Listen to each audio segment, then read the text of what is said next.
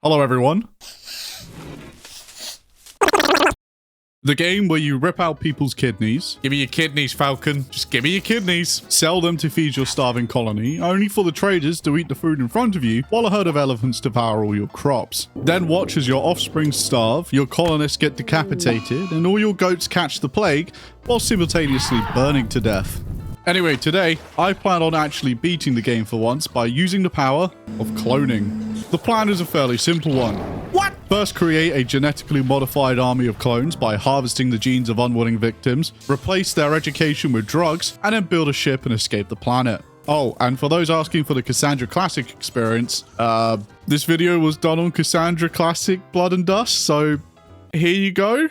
Before we start, let me introduce you to Steve, an aggressive, repulsive man who has the ability to spit acid. Since Steve is also sterile, our only way to reproduce will be through growing new Steves, but we'll worry about that later. Crash landing deep inside a tropical swamp, we got to work chopping down trees and building a small shack. Now, starting in a tropical swamp did have its perks. We had an abundance of fertile soil, plenty of building material, and swamps for disposing of corpses. Planting some rice then and expanding our base further, a visitor named Chef arrived. A frail old man all by himself with an inventory full of useful stuff.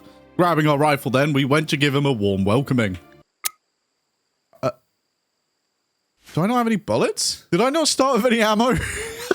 Oh, shit. You're lucky, buddy. I was feeling generous today. With the scenario clearly not starting us with any bullets, I discarded that piece of shit and made myself a hatchet. With the base starting to come together, I placed down a wood-fired generator and laid the foundations for our clone extractor. During the construction though, a bulk goods trader arrived trying to flog us some concussion grenades, goats, and some questionable reading material. With my interest sparked, I placed down some wooden fencing and purchased the goats, with the grand idea that they would help me clear the rainforest by eating all the vegetation, when in reality all they did was act as a sponge for both diseases and fire. Shortly after, we were raided by a lone man armed with a shield, a spear, and a dream. However, he was no match for the fully armed trade caravan, who first executed one of their own buffalo before shooting him in the head. Alright then.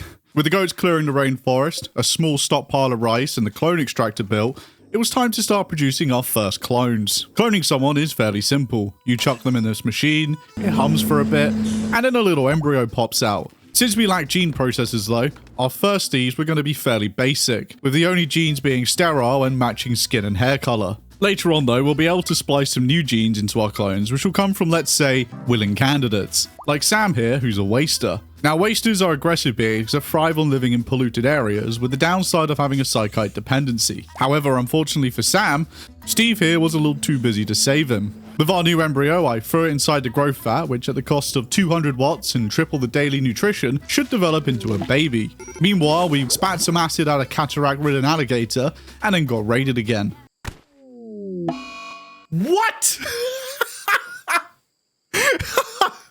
What the fuck? Really? We're gonna play like that, huh? First hit, cuts his head off, game over. Video's over, boys. See you later. After reloading the game, we picked up the shotgun dropped by the trade caravan earlier, pepped him up nicely with a couple of slugs, then threw mud in his eyes and cut his arm off. Now, downing Falcon gave me an idea. You see, Steve here was a mad surgeon, which gave him a bonus to completing surgeries at the expense of, well, a mood debuff for not conducting any. Give me your kidneys, Falcon. Just give me your kidneys. With his kidney harvested and Steve satisfied, we hacked Falcon to death before dumping his body into the swamp to be consumed. A few days later, our first clone arrived. Unfortunately, baby Steve was a sickly child, which meant we were going to have to put him on a diet of goat's milk and Glitterworld medicine. While we looked after him, I accepted a quest for a suit of armor in exchange for just a rainy thunderstorm. Turns out when I accepted that quest, it wasn't normal rain falling from the sky, it was boiling rain, and anyone caught outside would slowly burn to death. But hey, at least there was an aurora outside. Brilliant, a beautiful aurora is lighting up the sky. Well, I can't look at it, because if I go outside, my eyes are gonna fucking melt. During this time, we continued caring for baby Steve. That baby is fucking throwing up everywhere. The little bastard. The baby's non-stop crying from being sick was wrecking Steve's mood. So to deal with the problem, we threw the kid back into the growth vat next to his new little brother. As mentioned earlier, growth vats require a lot of food. Food we didn't have. Even after harvesting our small rice patch, butchering some mad koalas, and watching a trader slowly burn to death, it wasn't enough to save our new embryo. Fortunately, we had enough food to keep baby Steve alive, and after the boiling rain finally ended, the traders made their way over to sell us some food. Now, because the traders had done nothing but sit on the edge of the map being burned to death, as soon as I purchased the food, they all ran in and ate it. While the fucking elephants ate all my rice. So all that food got already. Did those fucking elephants eat all my food? And just to top it all off, before they left, a bunch of them went crazy and started killing each other. With both Steve starving, there was only one desperate solution. Throw 2 bottles of whiskey into the vat before chopping up the traders' corpses and tossing in their flesh. While poor baby Steve dined on human remains, I used this time to plant more rice fields so this would never happen again. Okay, well, maybe just once more as we were raided a couple of days later. Spit acid at him. Oh, he spit fire at me! Oh! I dodged though. Oh! Get outplayed, buddy. Give me a backpack. Now you can die. After the raids, things started to get back on track. We extracted another embryo from Steve. A guy called Mint fell from the sky, and after recovering him, I'm gonna put it to you real simple, Mint. You either join us, or I'm eating you. Those are your options.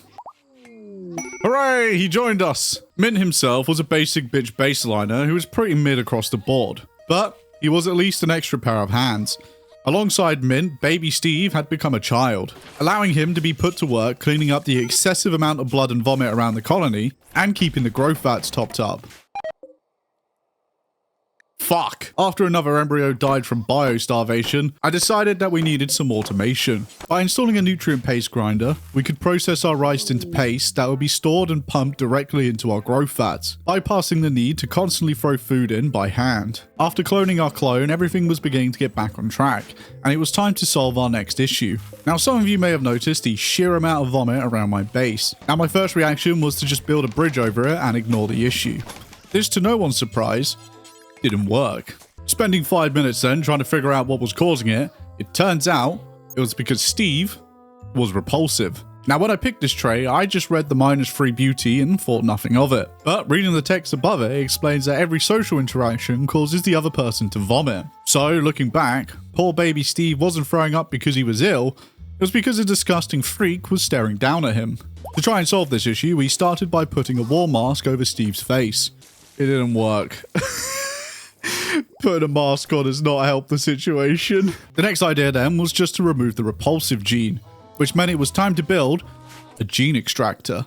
Now, a gene extractor is a fairly simple machine. You throw someone in there and a random gene pack pops out. These can be stored into gene banks and then packaged up and inserted into someone. Luckily for us, the first gene extracted was acid spit, the only gene I really cared about. So after making up a new xenogene and having Mint insert it into him, the gene that is, thankfully this brought an end to the constant vomiting around the colony. However, this did present us with a new issue.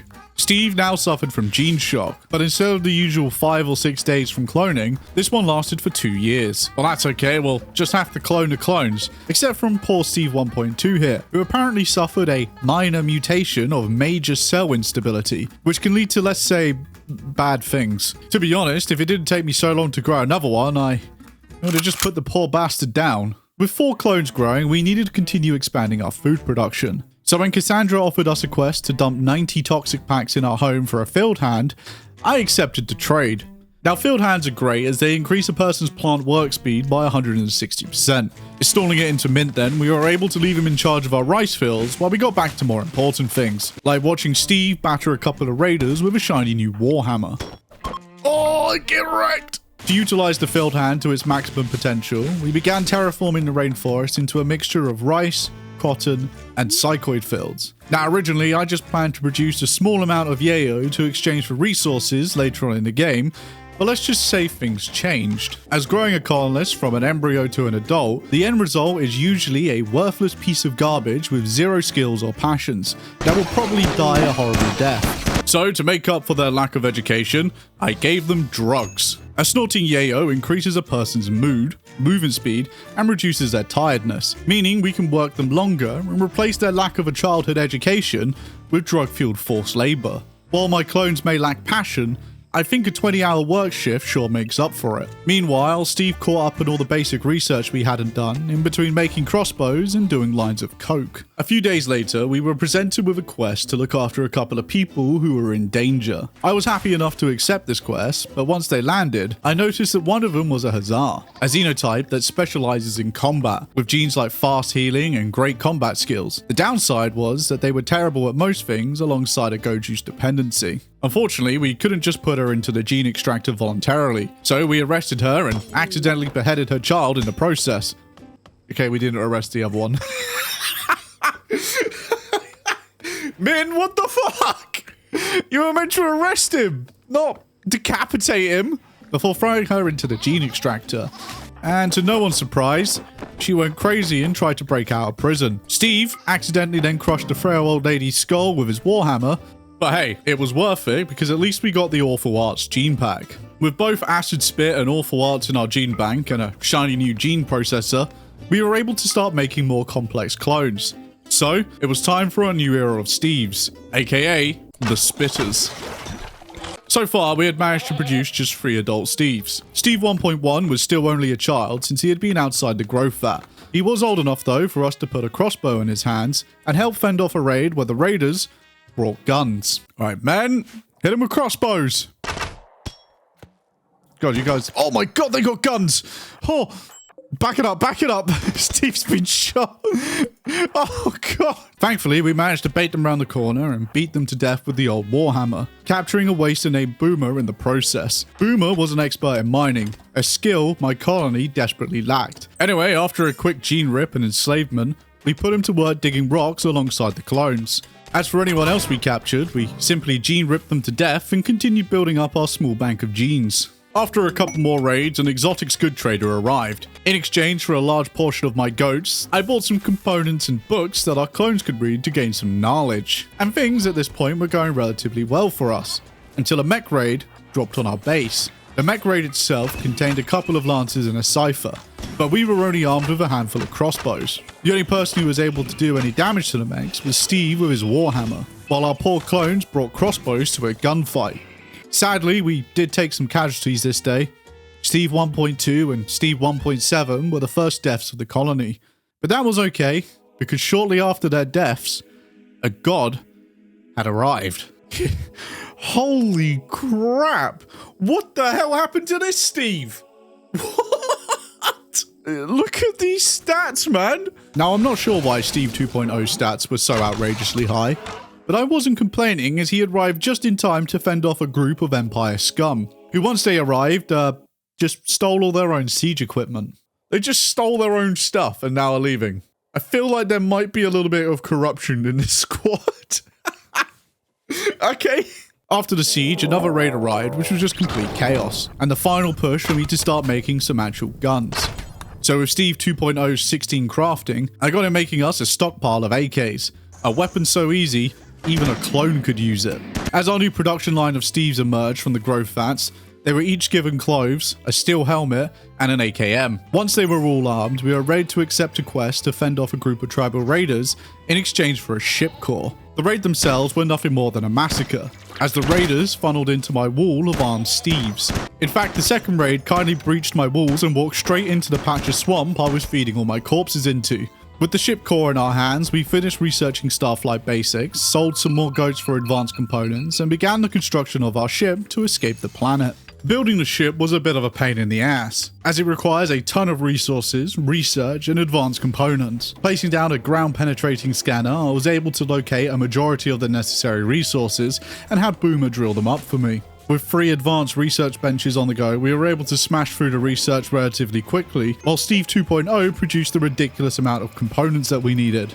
Unfortunately, this didn't come without some losses, from a Steve getting the plague and another being mauled by some bugs, bringing us to a total of 4 dead Steves.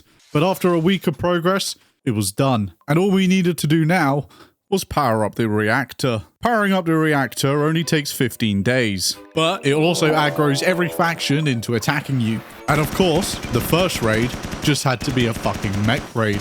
Ah, get wrecked, you stupid mechs. Oh! After taking down the initial lancers, a termite funneled in alongside an inquisitor. Oh god! Oh, it hit me. All the Steves are on fire. While I was focused on the Inquisitor, the termite managed to get a shot off and inflict some serious damage to my clones. After we defeated the mechs, a horde of tribals raided us next. But with a shiny new uranium warhammer, Steve 2.0 was able to fend them off with the help of a little bit of pocket sand. Psycho! Psycho! Now, you may be wondering why I was so happy to see some Psycho. Well, just before I turned on the ship's engines, we had run out of yayo. Fucking M's. Got any Psycho? You got any Psycho? Please. Please. I need some Psycho. What do you mean you got no Psycho? What do you mean? With everyone suffering a minus 35 mood debuff and a 300% chance to start a social fight, all the Steves started going crazy. Sadly, this led to Boomer becoming a victim of a murderous rage, which was a shame since I had planned to release him for all the hard work he had done for the colony, but well. The next day we were hit by a siege, but unfortunately for them, I had prepared for this moment by building some catapults. Oh, it worked! It worked! The catapults worked! They're actually assaulting the colony! I conveniently killed one of them! We actually killed one! After massacring their assault, another siege dropped down. But since I had used up all my boulders and everyone was suffering from massive drug withdrawal, there wasn't really anything I could do about it. Fuck.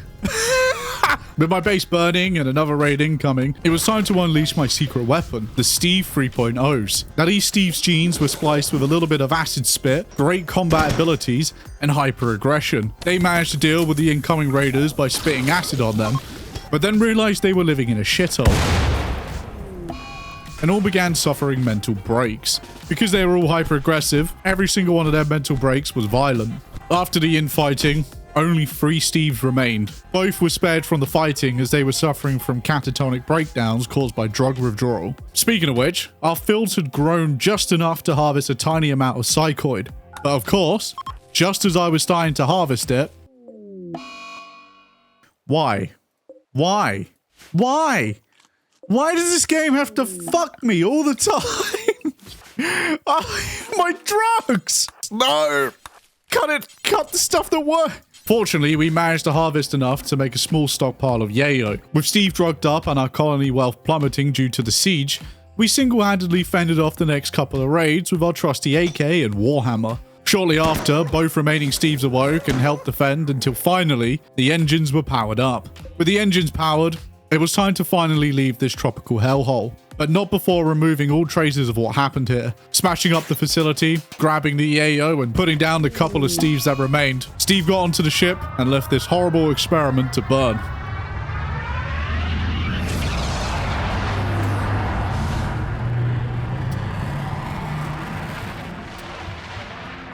With that, I want to say a massive thank you to you all for watching. Thank you to both my patrons and YouTube members who throw money at me. And as always,